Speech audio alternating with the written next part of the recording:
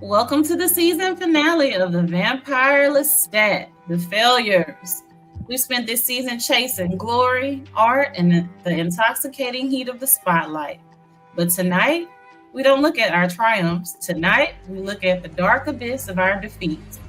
But a mortal's failure is a temporary bruise. A vampire's failure is a monument that stands for centuries. From the ruins of the Theatre de Vampires to ghosts that still haunt my own maker's name. We're going to strip away the glamour. We'll examine the cracks in the porcelain. So turn down the lights, open your veins, and let's explore the failures. All right. Let's dive right into the season finale. The first thing that I wanted to kind of take a look at was kind of how the cinematography was as far as like all of the gore. So initially, how did you react to the graphic reality of Louis and Lestat's severed heads?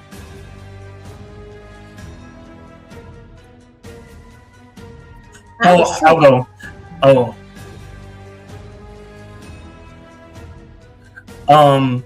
So going back to the previous episode, basically I was like, no, this can't be. No. This show is all about them. Like, what are you talking about? What's happening? So I was a little, discombobulated. I was thrown for a loop.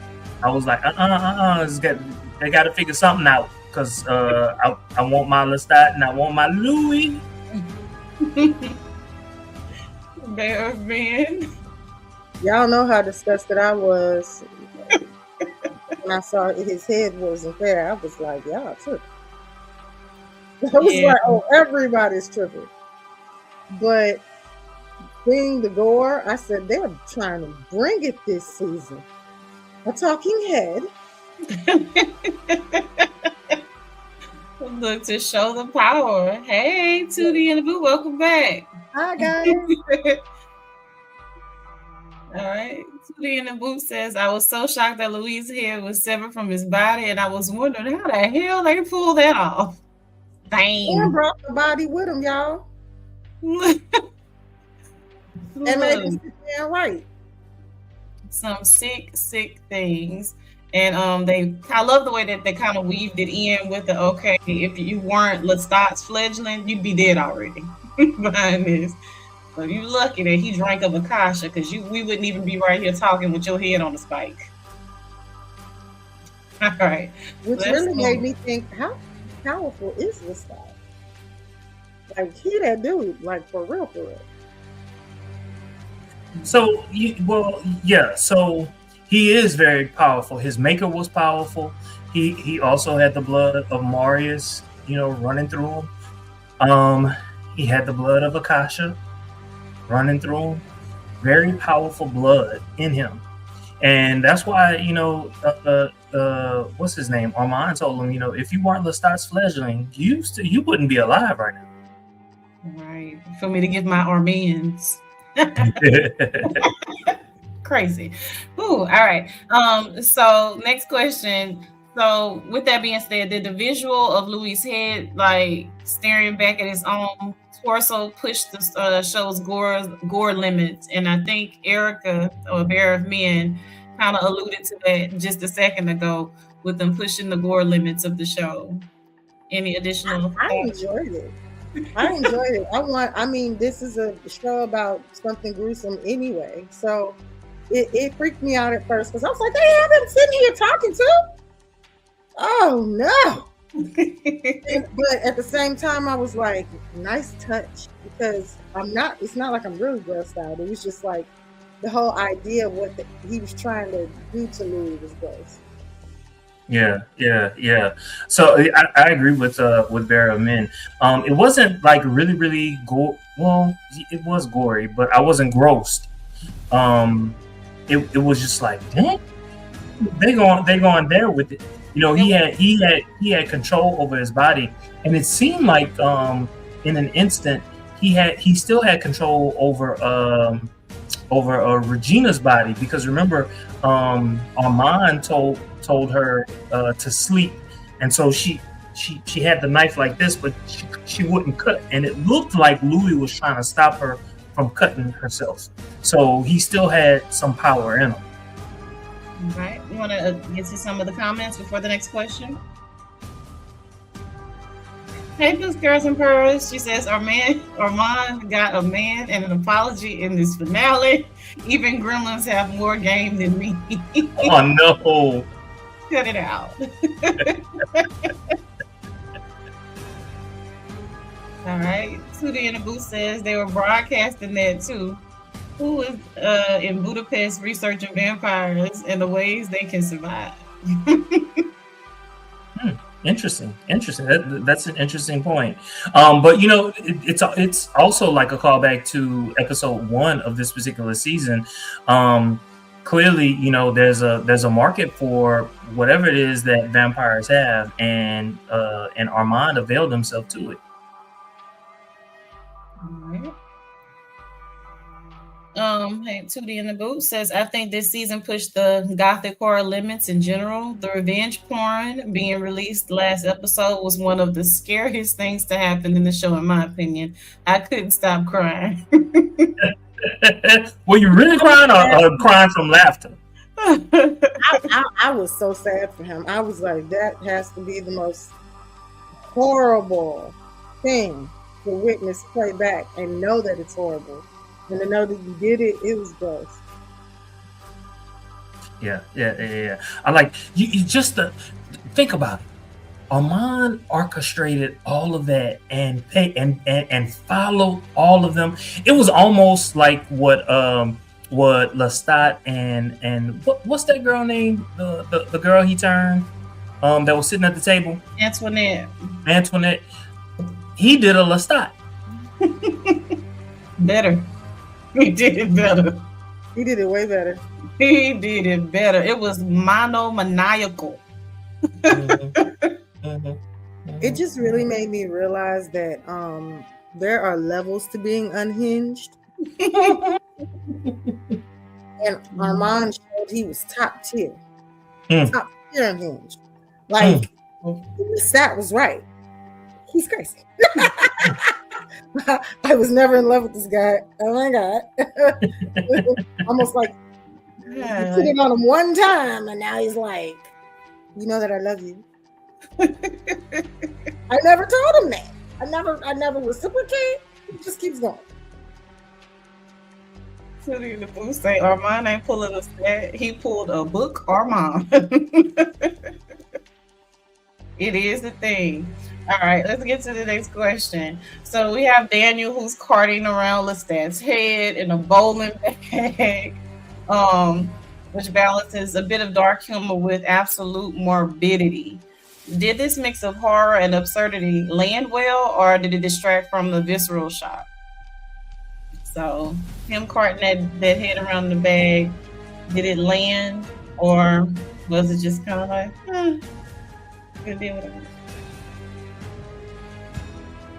You know what? I think what I would have liked to have seen was Daniel and Armand in that same space with Louis and Lestat, because that would have been chaos on top of chaos. You know what I'm saying?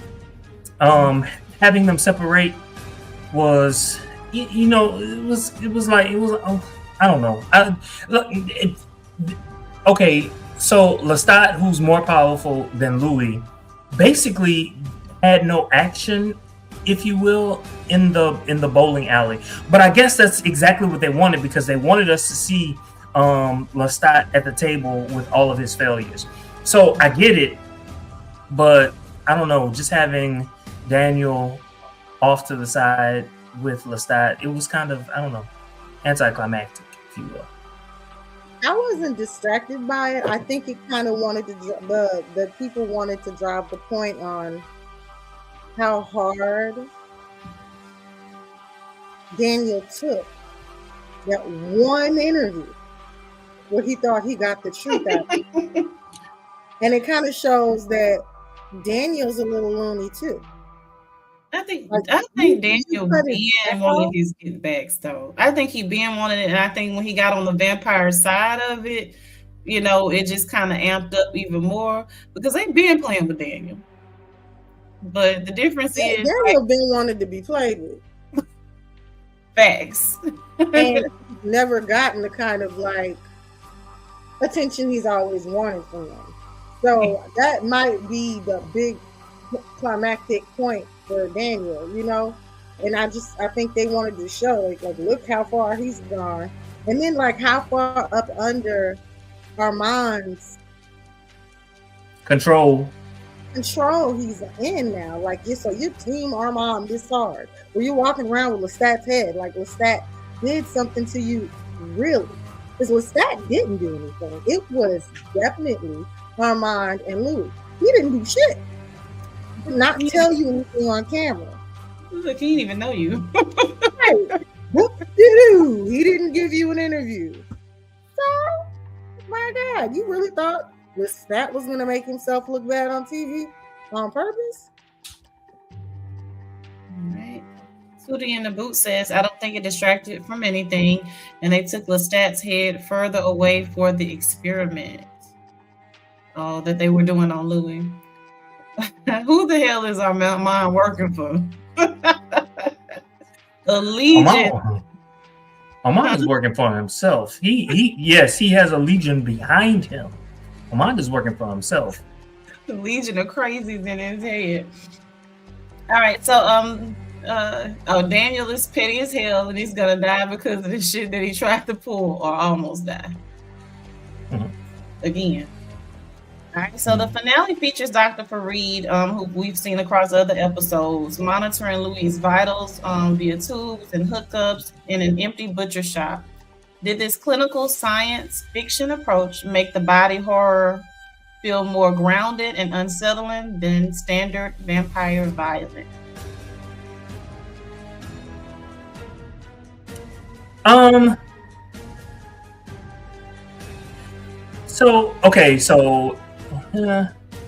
don't know. So in this particular season, they kind of they let us know that that vampires can live without their heads being attached to their bodies for at least a certain amount of time. Especially like when Louis killed that one vampire, and I believe it was episode 2. So it wasn't shocking to see that happen. So I don't know. I think if Louis hadn't done it, it definitely would have been shocking for me. But not so much shocking. I don't know if the word shocking is or unsettling is right. I think it's the clinical approach for me is what was kind of shocking. That they brought Farid back in to have him study, so they kind of brought that science fiction piece into it with studying vampires. So I wouldn't say shocking, but welcome. I wasn't expecting it. I felt like it was unsettling because it was like, why would vampires be doing science experiments on other vampires? Or are these even vampires that he's congregating with, showing this stuff to? Like, who are these eerie, dark people who are sitting here watching this experiment take place at another, well, they don't consider them living anyway, but at another's expense. Indeed. So Tootie in the Boot says, if Armand isn't working for someone, Dr. Farid most definitely is. Everyone. So the question, okay, so I don't know. So part of me thinks that Farid all along has been working for Armand, and he's just been loaning Dr. Farid out to Louis, and then later to Lestat for his own purposes.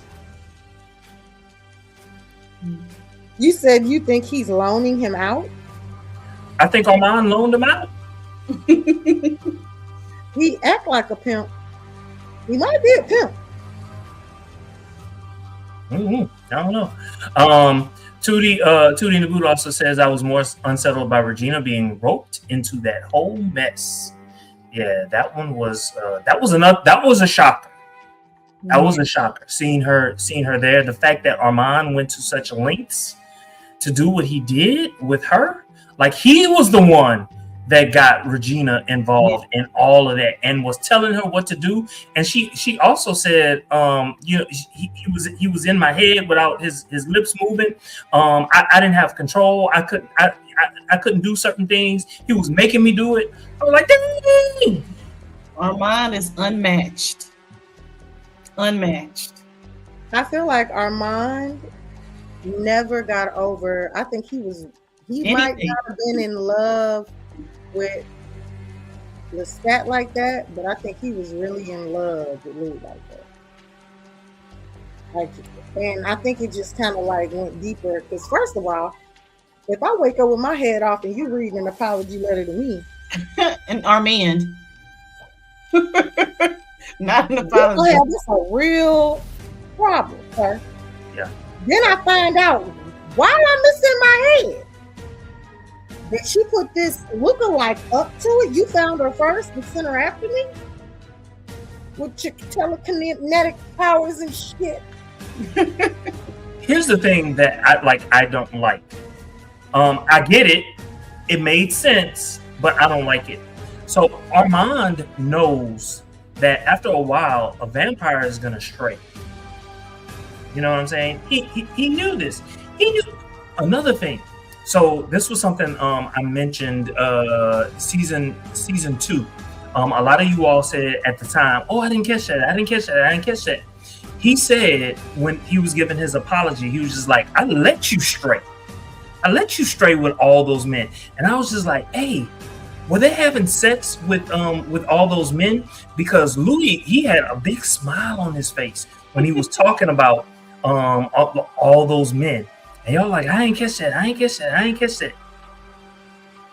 Oh my, let that shit happen. I kind of assumed they were open like that to have others involved in their. I assumed that whenever I watched the ending of Interview with the Vampire and I saw how they invited Daniel, I was like, oh, okay, so Armand was a little freaky. You know what I'm saying? He was like, you ain't got to stray. We can do this together. You can have your fun. But it happened in Paris. When he was retelling the story, he was talking about the men that they had together in Paris. It's the Lestat of it all, though. Because whenever we got to see those different viewpoints, we got to see Lestat's view of how things happen versus Armand's view of things how happened that happened with him and Lestat. Lestat kind of just shut him down. Like Armand's like, "I love you," and he's like, "Oh God," and just like walks out of the house. And let me tell you, I don't think Lestat was lying. Like, not at all. So anybody but Lestat, anybody but him. I agree with you, Tootie in the boot. He's so desperate for love. He's just so desperate for love that it just seems like he will endure anything to keep someone around, and that's that scary kind of love. Because look where Louis ended up. Freaking his head's cut off. You're threatening this lookalike. You pretty much made the lookalike come after me, and she's sitting here about to die if I don't write you a letter that I don't mean. But at some point, I'm gonna tell you I'm sorry. So you let that girl go? What the hell? So Books Goes to Bird says, "Yep, Louis brought his boys with all those photos he showed Daniel, with Daniel not realizing he was one of Armand and Louis' boys." So Tootie in the Boot also says he played the victim so much in his relationship with Louis to the point where he started to believe that it failing was mostly Louis' fault, completely ignoring the fact that he killed Claudia. Yeah, and Louis said he could never forgive that.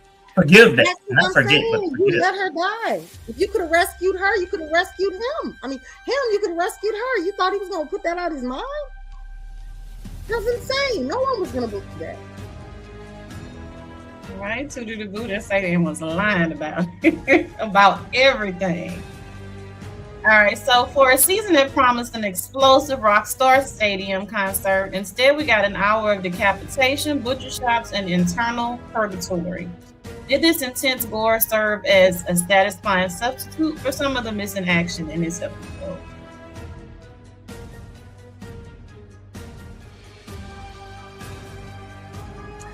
Okay, so I'll go. I don't know. I'm sorry. I start off all of my comments with I don't know.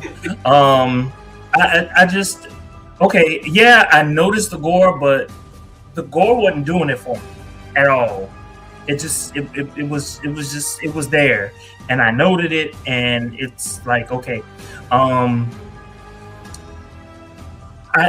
think I you know what? You don't necessarily have to give me action.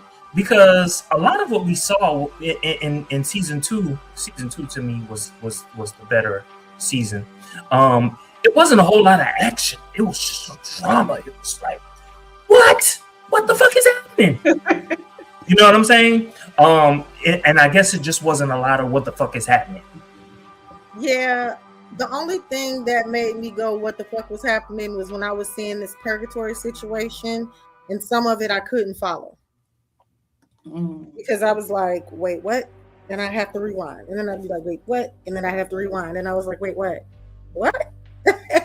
But ultimately, I don't think that I think the excitement of how they make the show out to be is what really does it. Instead of, I think the storyline is what pushes it instead of just the gore. Agreed. I'm pulling a Brittany. I agree with everything that Vermin and Jermaine said. All right. We have a couple of more comments, Jermaine. Yeah. So allegedly, Arcane said, "Booze." I'm just listening. So Tootie the Boo said, "I never expected that final concert, and I'm glad that they didn't attempt to cram it into the very last episode and instead show the aftermath of Akasha's reign. My jaw dropped on the floor." Honestly, I didn't know if it was the aftermath of Akasha's reign or if he was dead. What the hell? I was like, what the hell is this? You woke Akasha up with all that foolishness because you did that concert. Thank you for clarifying, allegedly Arcane. All right. So let's move forward to a little bit of this trial with the Brat Prince. So Lestat, we have him at the long table with all of his quote unquote failures. How did Lestat processing his mother's lifetime of abuse change your perception of his trauma? We've kind of talked about this in the past. Yeah. So I think for me, it was like, okay, you're finally getting there. And I think me as someone who's watching this, for me, it was kind of like, okay, been there, done that. Why are you bringing this up? Unless he had in that time, in that dreamscape, I'm going to call it a dreamscape. In that dreamscape, he had said something or did something about it. We kind of saw it after the fact. But in that moment, he didn't really do much about it. For instance, even Magnus said, you're making another wrong decision.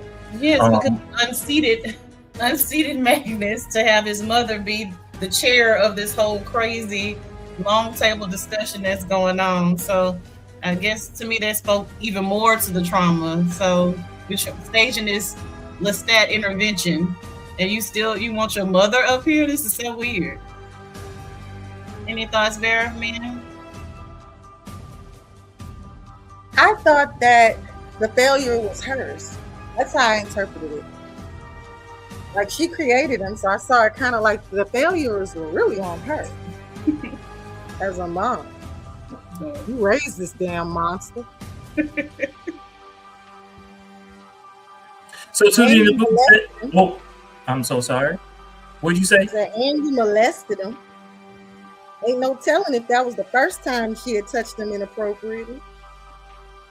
Well, she said, well, no, I was about to contradict you, but then she said in the episode, he didn't have a.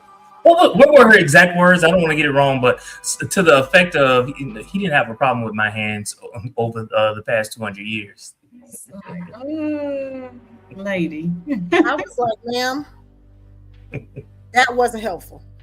That added insult to grossness. That was like salt, pepper, and cayenne pepper on top of what's already nasty. You could have held it.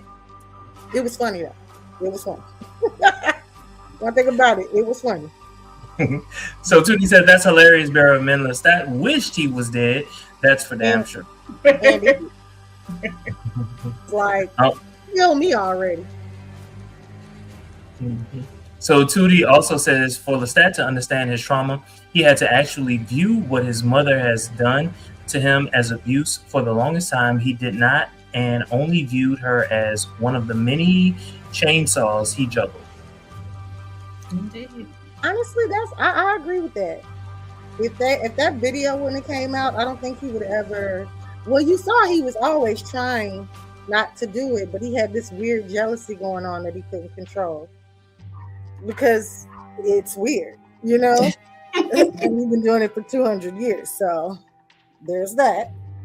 And so I don't know. And he tried to justify it so bad, it was crazy. You're not gonna be able to justify clapping your mama cheeks. I see no way. So Carolina Mark, I'm gonna just say Carolina. So Carolina is asking, is episode 7 the last one of the season? Episode 8 doesn't exist this season. This is the last episode of the season. Carolina. Don't worry, Carolina. I'm tired of them too. You used to get like 20 episodes. Then they cut us down to 15. Then they cut us down to 10. Now they giving us. Then they start giving us 8, which I thought was like, y'all trying my patience. Y'all better make these episodes longer, not 7. Not unless you're Tyler Perry. Then you get 40 episodes in one season. And they playing in our face. For such a great show, we only get 7 episodes. I mean, absolutely. Yes.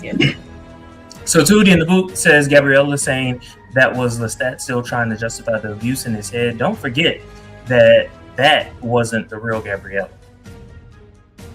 Agreed. Okay. Carolina says, this is true. Many people don't know what many people don't know is abuse and more when it comes from our parents. That's true. Okay. Carolina says, abuse coming from our parents is even worse to realize and break it because we love them, but their abuse is wrong and hurtful. Echo that. Honestly, it made him seem more human. That's how I viewed it.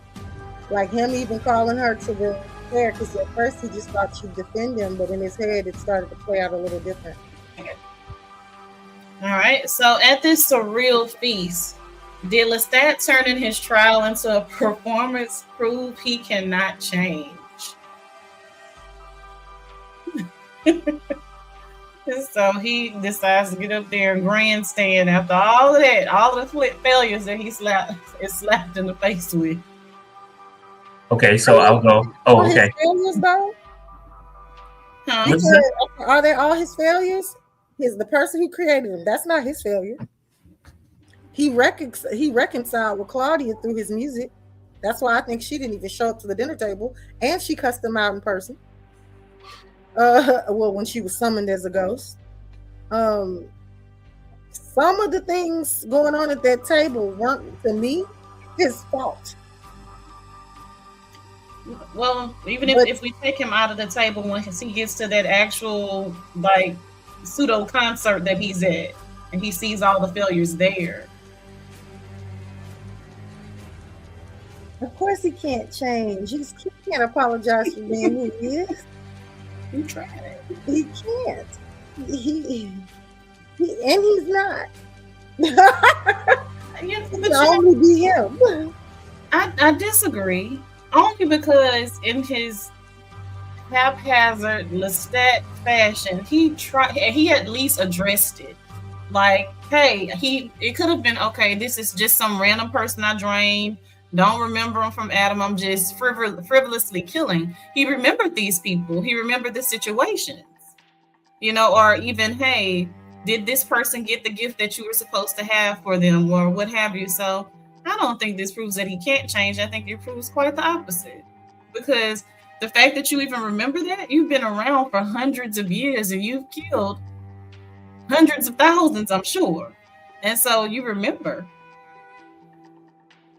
He remembered totally that he could steal a concert, a whole arena. I don't think that's, I think that's narcissism. So I apologize. I was responding to a text message, so I didn't really hear anything that you all said. So I'm going to say this, and this is how you know that I'm telling the God's honest truth, because I didn't hear what you all said. I think Lestat refuses to change. She's like, fuck y'all. I don't give a fuck. I'm going to keep doing what I've been doing because it works for me, goddammit. And I'm dying anyway. And I'm dying because this is the solo song. Right before I go, I'm going to tell you where you can take it. I did it my way. Me. So Tootie the Boo says, and it isn't as easy to break away from them since they're family. Agreed.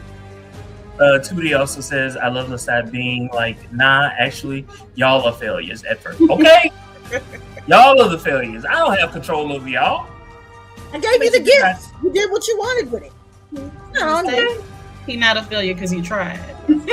Okay, so, I flew you 10,000 feet in the air and I dropped you. Okay, you lived. But did you die? No, you didn't die. Your bones shattered. You was using a bed for a couple of weeks, months. Who cares? You're still alive. You learned not to trifle with me. Okay, you were the one putting hands on me. I did. I said I love you, and I said don't fuck with me. And I said I ain't what you want to play with. As much as I love Louis, right now I'm a Lestat fan. Listen, I love my French rap. Let's be clear, and I love a villain. I do, and sometimes I just feel like it doesn't matter how people see it. You're gonna be the villain to someone anyway, so you might as well dance and sing while you do it. Mm-hmm, mm-hmm. So Carolina says, yes, and being vampires' emotions are heightened, and being that vampires' emotions are heightened, stronger than our human emotions. Yeah, that has a lot to do with it. Tooting the Boo says, you're right, bearer of men, that not everything the failure finders were blaming him for were all his fault, but Lestat doesn't see it that way. He blames everything that's gone wrong in his life on him. Okay. I'm sorry, what'd you say, babe? I said he gets that from his mama, blaming everything on himself. If it doesn't go right, he's a cabbage. Cabbage. Tooting the Boot also says him turning the confrontation into a concert just goes to show how he copes with his traumas and failures. Carolina says, I like the fact that Louis' actor looks like my brother that I had. He died a long time ago. Even his green eyes, Louis reminds me of him constantly. Oh my goodness. Personal connection to the show. I love that. All right. So this next question we can actually skip because we know that she really wasn't there. So did Louis admitting Lestat is his true love finally break Armand's hold? Did Louis admitting Lestat is his true finally? I don't think it was Louis admitting that Lestat was his true love. Did anything for Armand. I think Armand knew that all along, because he was able to read Louis' mind. I think it was Louis admitting how he saw Armand, and how that made Armand look at himself for a second, and then also look at Louis, because what Louis was basically saying was, you're broken, and I know you're broken because that was the life that you lived. How could I not every time look at you think about the life that you lived as a young man? I think Louis putting Armand in that emotional state made him say, God damn it, you do know me. not just that, I think it was also just saying the love that I had for you is the type of love you have for someone that you empathize for and feel sorry for. Like, I thought I could love you out of it. You know, like, but you still, like, but the way you want to love me comes from what I know you done went through. Because you just keep loving me. Like, he let him do whatever he want to do. I'm sorry. I don't know many people who want to be loved that way. And they don't lose them. Like, the person who loves that way seems to always, like, that seems to be like the moral behind the story. You give them everything. No one's supposed to have everything at your expense, you know, to the point where you have no mind of your own. It's all about what that person wants entirely. Like, he knew he was being loved from that kind of pain place, not the kind of full-hearted, it's just all about you place. It's all about pleasing you because he's needy. I think he felt more sorry for him and felt empathy for what he went through. So Tootie in the Boot says Armand already knew Lestat was the love of Louis' life. He was just trying to change his mind. Louis standing firm on that for once made Armand give up on the thought that he could still have a chance. Okay. So Carolina says, I'll read Anne Rice's books since I started reading them at a very age. Yeah. Okay. Enjoy. Some of what you see in the show you will not see in the books. In fact, you'll be like, hold up, wait a minute. This was not in the show. So, you know, right. Be forewarned. So, how devastating was the reveal that Armand has subtly manipulated Louis since Paris? Again, I feel like we kind of discussed this a little bit earlier on, just with the natural flow of the conversation. But just in your own words, how devastating was the reveal that he's manipulated him since Paris? I was irritated. It made me, you know, I loved Armand at first before I found out about, you know, before the finale. And I found out how much of a liar he was in the interview with the Vampire. And I still kind of had empathy for him when he was walking around with these Apollo-lying ass letters. And I just felt you say Apollo-lying? I love it. Apollo-lying. I love it. Apollo shit. Yeah, you ain't fucking apologizing for shit. That's what makes me love Lestat so much. He stand on business. He stands on how he feels. He stands on how he is. He stands on his actions. When Claudia came up in that thing and looked at him, he was like, bring me your malice. Give it to me. Like, it is what it is. Shit, you dead now. You know? He kind of got off on it. I think there's a relief in knowing how somebody feels for real. So you can just not think about it anymore. And like, he's always prepared to be held accountable in ways that other characters just are not. And Armand is full of shit with these letters. He's full of shit. And that's why Lestat has consistently treated him like he's full of shit. Because he's evil. He's evil. Mm-hmm. So Tootie in the Booth says, I love Louis wanting to die rather than apologize to Armand for loving Lestat. I don't care. Girl. Loved it.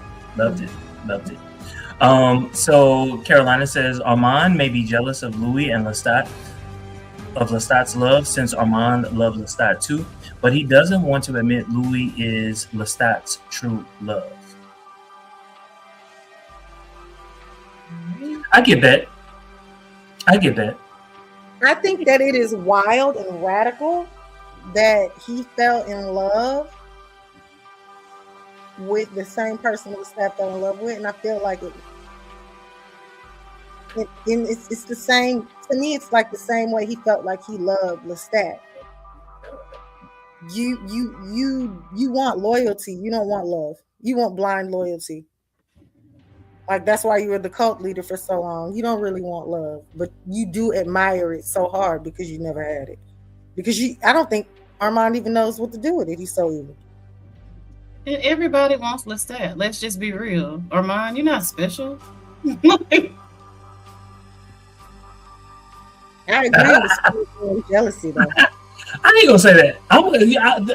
I am going to say this. Armand is special.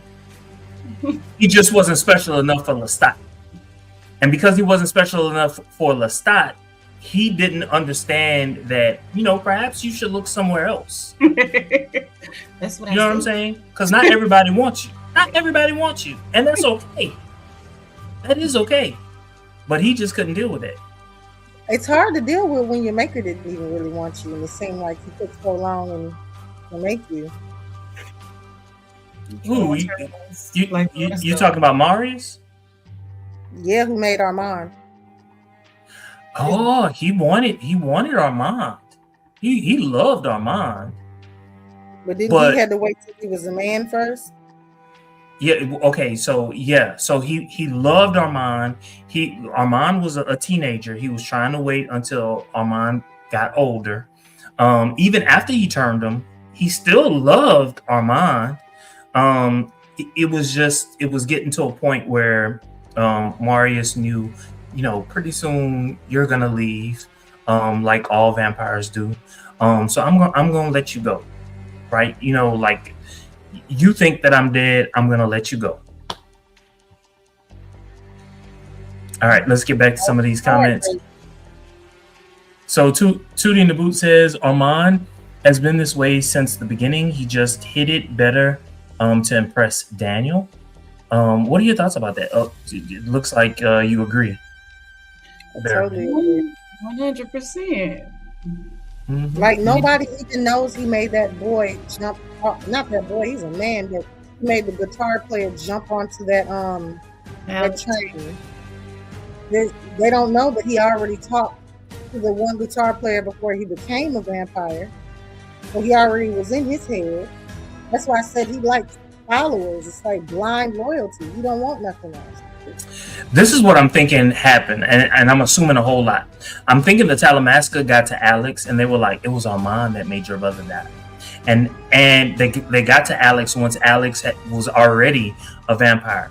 And so at that point, Alex is just fucked up in the head.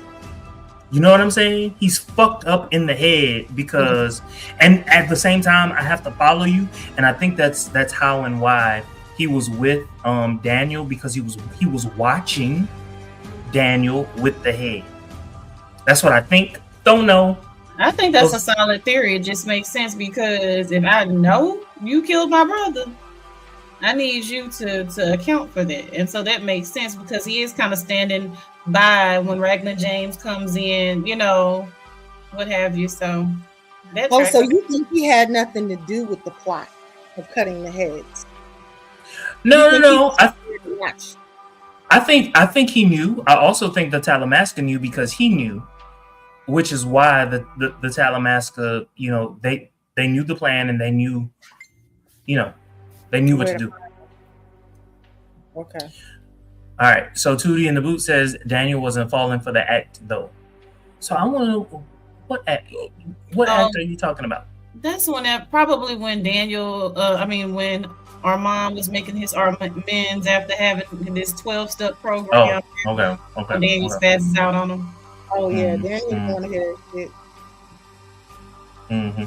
So Carolina says Daniel is Armand's true love. I liked a lot to see that in the books, which is a response to Tootie in the Boot. Tootie in the Boot says, I don't ship it personally, but they're a match made in hell. I agree, Tootie in the Boot. Burn together. Okay, but just realize, if they're going to be somewhat consistent with the books, Daniel and Armand are going to be at Lestat's side when Akasha comes. Yeah. Tootie in the Boot says part of the reason why Armand became obsessed with Louis is because Lestat truly loved that man and found him fascinating. He wanted to know what was what.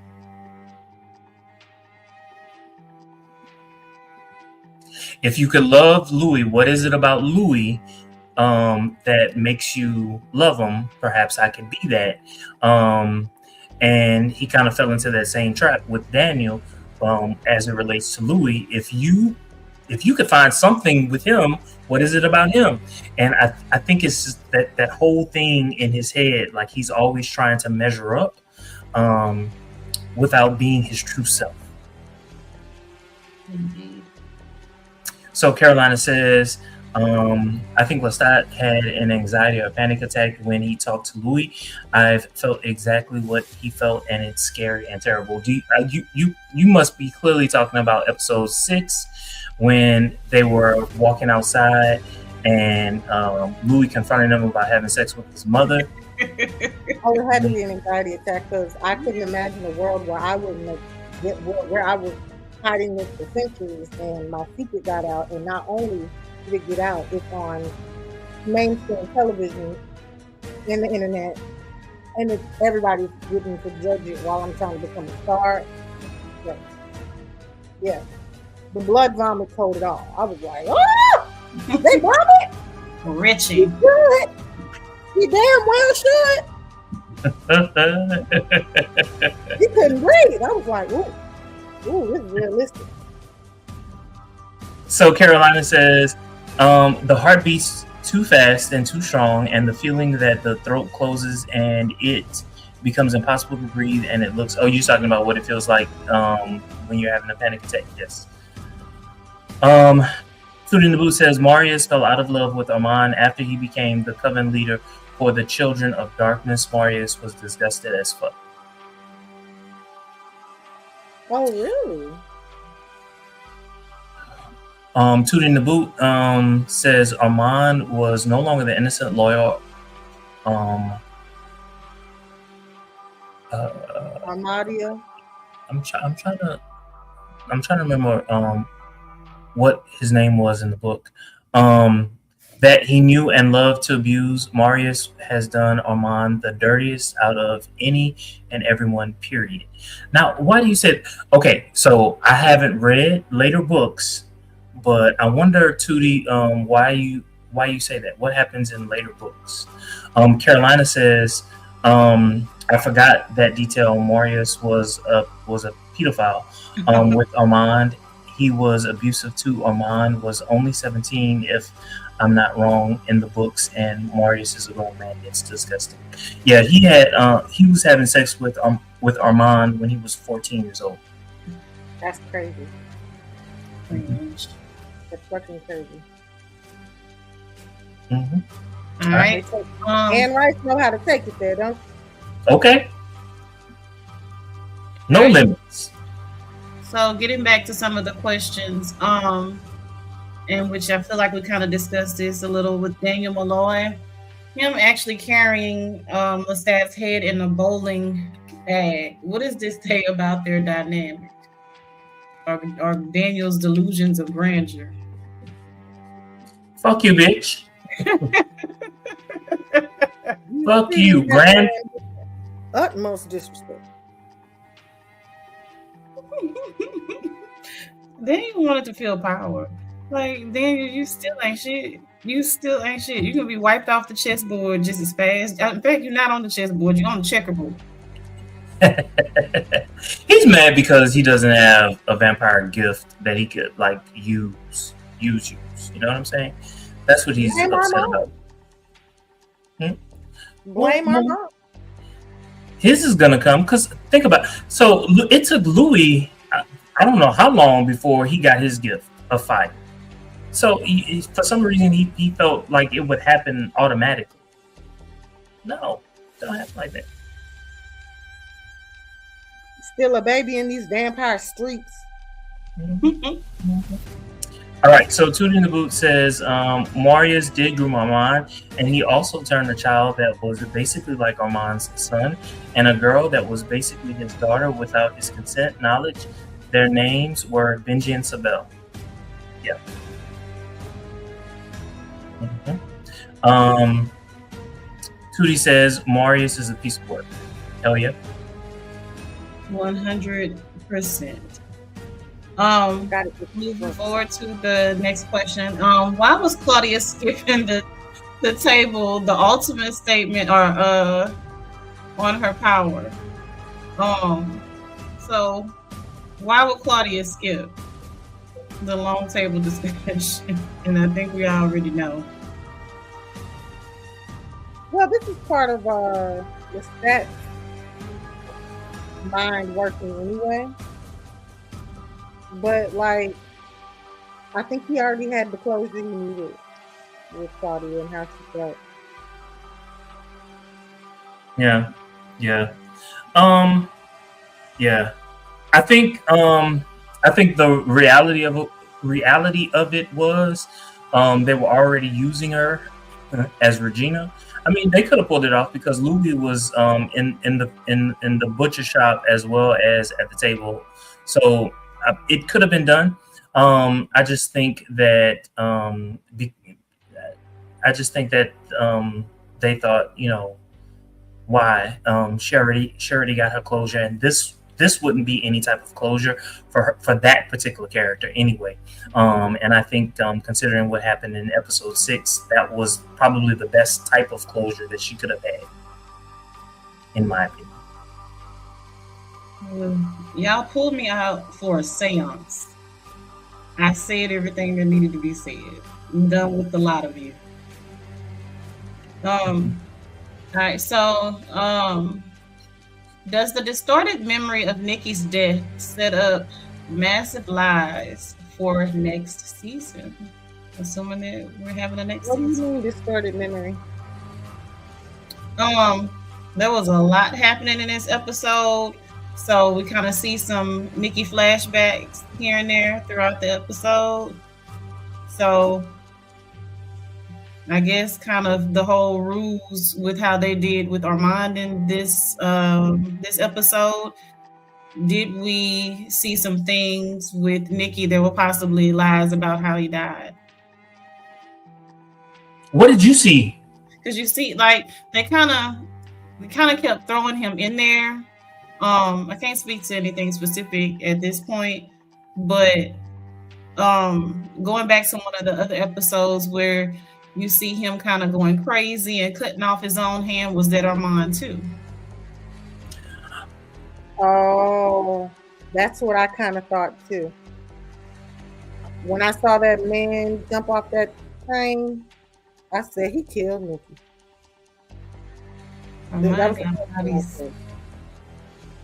Yeah. Okay, so as of right now, I don't know if they're thinking that Armand, if they were to find out that Armand had something to do with Alex's brother jumping in front of the train, they might be able to put 2 and 2 together. Louis might be able to put 2 and 2 together now that he knows what he did to Regina. It's possible. It's possible that he might be able to put 2 and 2 together, but right now I don't know if it sets up anything, especially with all the action that we're going to see with season 4. They haven't announced. I don't know if they've announced a season 4, but should they have a season 4, I don't know if they'll kind of delve into that. Your thoughts, Carolyn? They're gonna need to dive into it because I'm just seeing all the lies he's told. That's why I think he's just evil and manipulated, and he'll say and do anything for the black. Mm-hmm. All behind this cult he creates. Mm-hmm. So Tune in the Booth says Claudia said all she needed to say, and Lestat respected that. Okay. He already knew the grievances she had, and she ain't want to see him no more. All right. Tune in the Booth says Claudia told those men to stop saying her name. She just put that in writing in Lestat's head. laughing my ass off. Carolina says Marius in the TV series, I liked his characterization. In the book, I thought he was more like Lestat but older. I'm curious to see Jesse and the Witch Twins next season. Yeah, we will definitely see them. We are claiming this next season. We really are. Yeah. Tootie in the Blue says there were bits of the flashbacks with Nikki that we didn't see to the fullest extent. There was a shot of him crying under Lestat. At least from what I saw, he looked naked, but I'm not sure. Thank you, too. Toot in the Boot says, I do still think that Armand made Nikki chop his hand off so he could have a definitive excuse to kill him. I do agree with that. 100% agree with that. All right. So we get to see Paul du Pointe de Lac.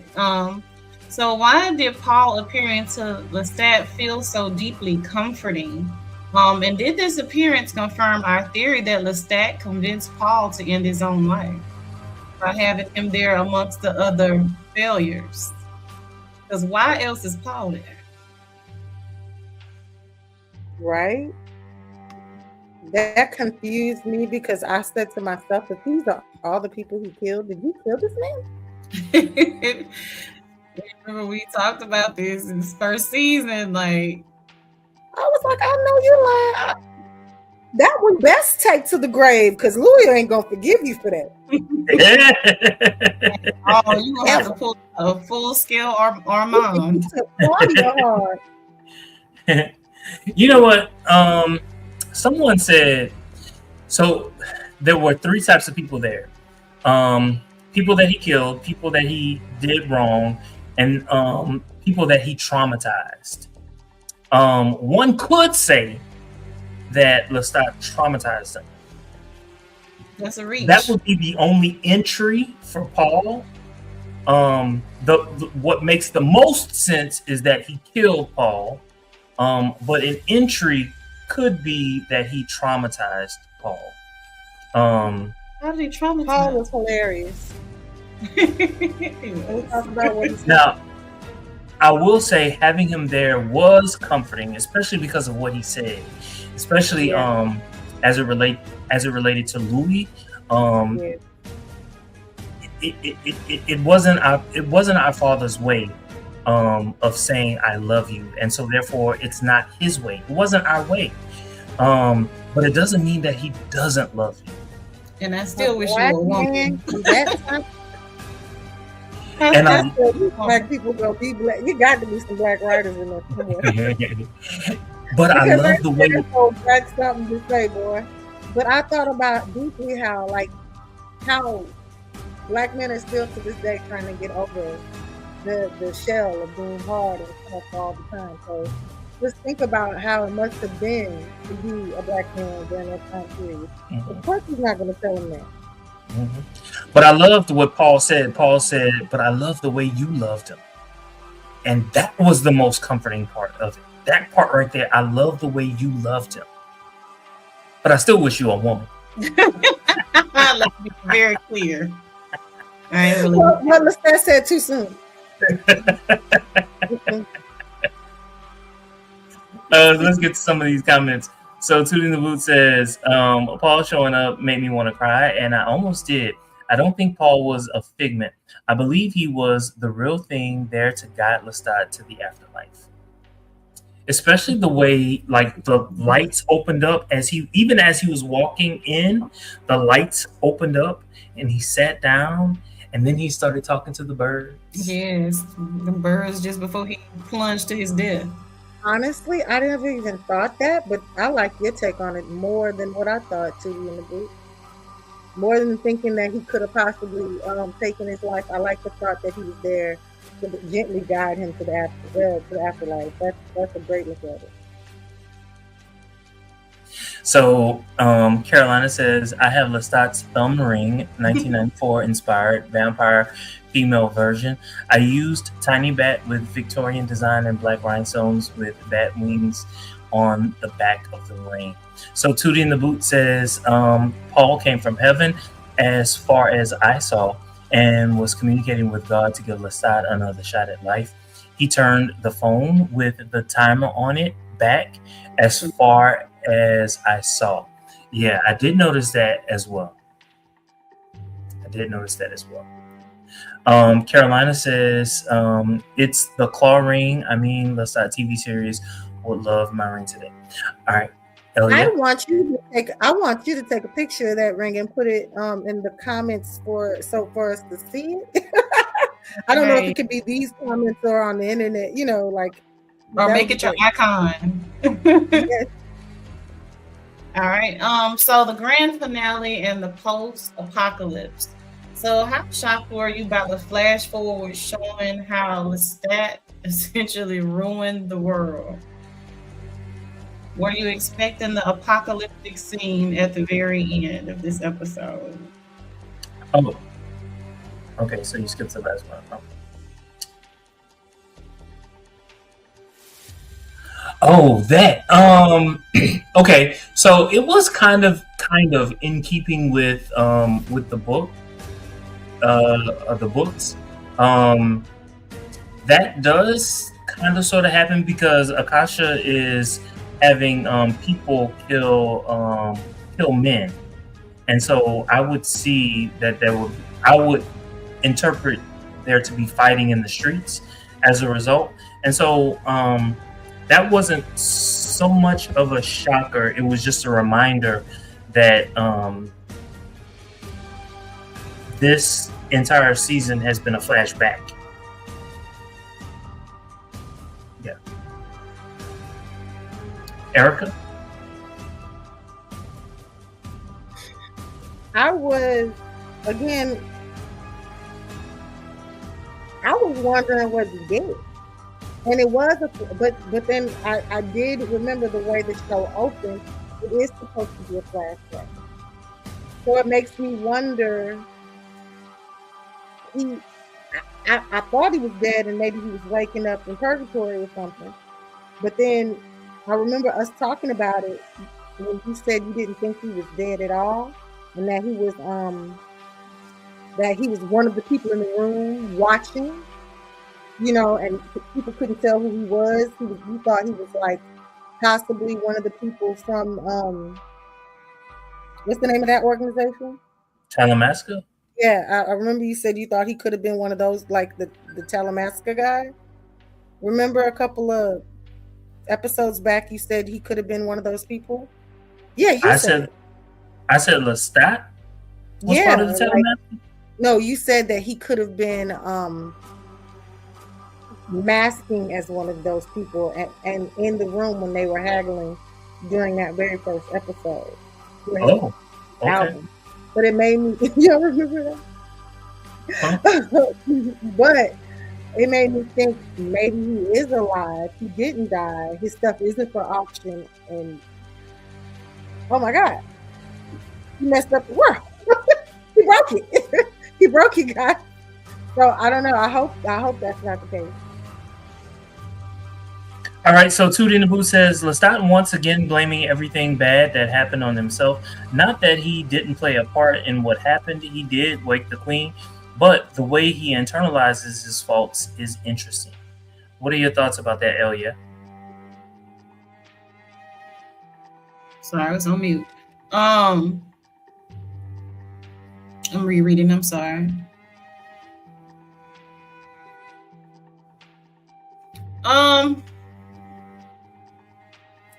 I don't know. I don't know how to respond to this.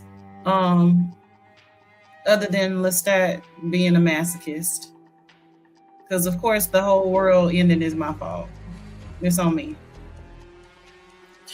I mean, especially I'm gonna call it a dreamscape. The dreamscape that he went through, I could see him, kind of faulting himself, and for waking Akasha. But I don't think that I would have internalized it all that much, because he wasn't the one that was, out there. How many hundreds of thousands of vampires that had been turned? He wasn't making hundreds of vampires. So no, he had nothing to do with that. He had nothing to do with Akasha. It's kind of like them blaming the faults of his fledglings on him. Why should he get the blame for what everybody else is doing? Nah. I get it.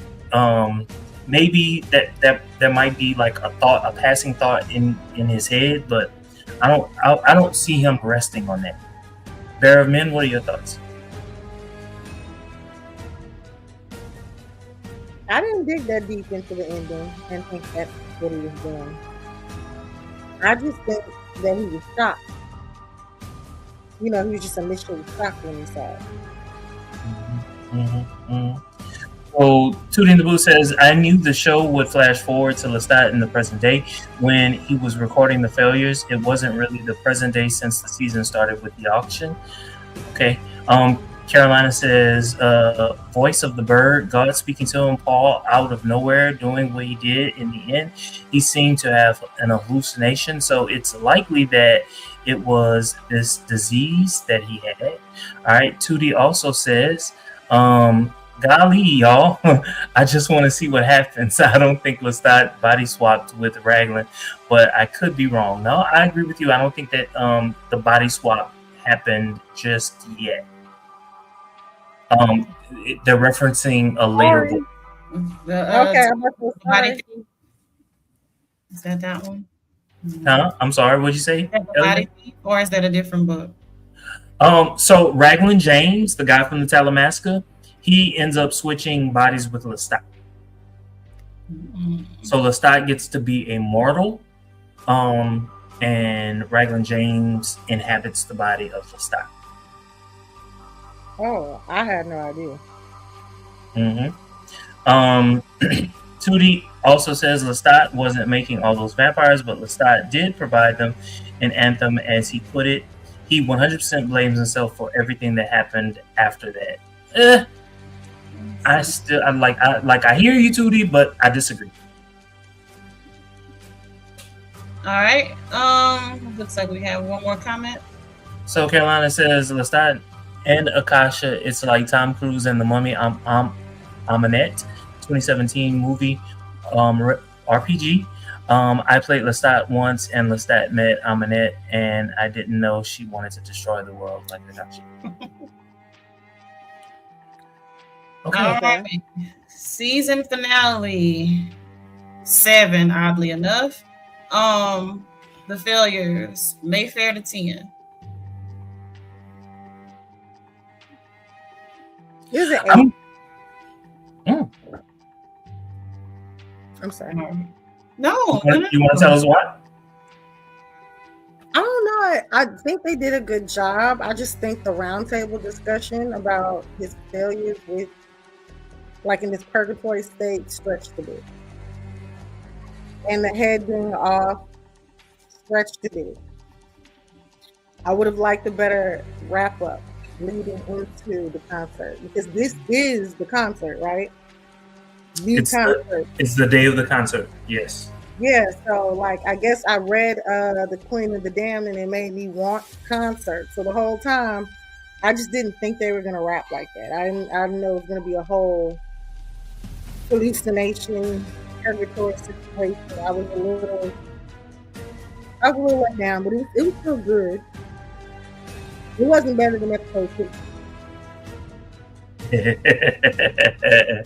Yeah. I give it a 6. And I give it a 6 because yes, I do. I give it a 6. You can't give me episode 6 and not have me thinking that episode 7 was going to burn episode 6. They did a lot of interesting things in this particular episode. I happen to believe that.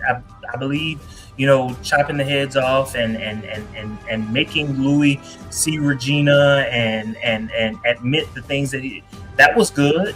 But there were like a couple other things that were like not even memorable. Like to be honest with you, next year or whenever we get season 4, I'm going to forget that Daniel had Lestat's head in a bowling bag, and he was bowling, talking shit to Lestat. I'm going to forget that. I am, right? And it's not that I necessarily need to see the concert, because that wasn't necessary for me. But I would have loved a better ending to this season. I think they did a really good job of setting things up for a nice season finale to set up season 4, and I think that they kind of dropped the ball on it. It fell flat. So episode 7 for me is a 7. In a way, it was a little bit all over the place for me. Not horrible, but there was just so much going on, but not enough to keep my attention consistently. So I had to, much like Bear of Men, and I think you said the same thing, Jermaine, like kind of rewatch, rewind, look at some parts, like, okay, what's going on? Okay. So I think they took a lot of risk, and I don't think it landed overall for a finale for me. So I'm not gonna Mayfair it, but I'm gonna say Falls, maybe right around a 7. I know it's greedy of me to want to see Akasha again because she did so well in that one episode, and so the greedy part of me wanted them to weave her in at least one more time, even if for 15 seconds. Just put the head in, just something, because that scene with her was so powerful in that episode that I wanted more. Right, literally. And so teasing. Yeah, just rub it around, something, Just but tiptoe on. I'm asking, I'm a simple woman. But yeah, so it's Show just me all that. You gonna show me all that and then gonna keep it to yourself. Ain't gonna do nothing else. Because she killed. Show me that big ass monster and just give me the tip. No. I can't do that. It's sacrilegious. But anyway, so yeah, that's just a 7 for me. Let's get to some of these comments. So Time Diver says, I'm late, but just wants to say I do not condone the actions of this vampire calling himself Armand. I'm mad this show won't even let me have fun defending a character as a bit no more. As a bit no more. Yeah, Armand, motherfucker. Motherfucking Armand. That's the only way you can say it. You can only go there with him. What'd you say, Barryman? I said you can only go there with him. This motherfucking Armand, like. So Tootie in the Boot says, the Witch's Place scene was better than I could have ever anticipated. The music was impeccable. I did not expect to see that. I thought they would have let that go, but they brought it back, and I actually think that was pretty good. I forgot about this. There's another scene I forgot about, but I think that it was pretty good because it made Gabriella. You kind of understand her just a little bit more than what it did to Lestat. You understand Gabriella because she didn't want him to stay where he was, and it revealed that he still stayed. She wanted him to leave, but he still stayed. He stayed until he was 30, and basically she was saying, at least in his mind, that he's weak. That's what I got out of that.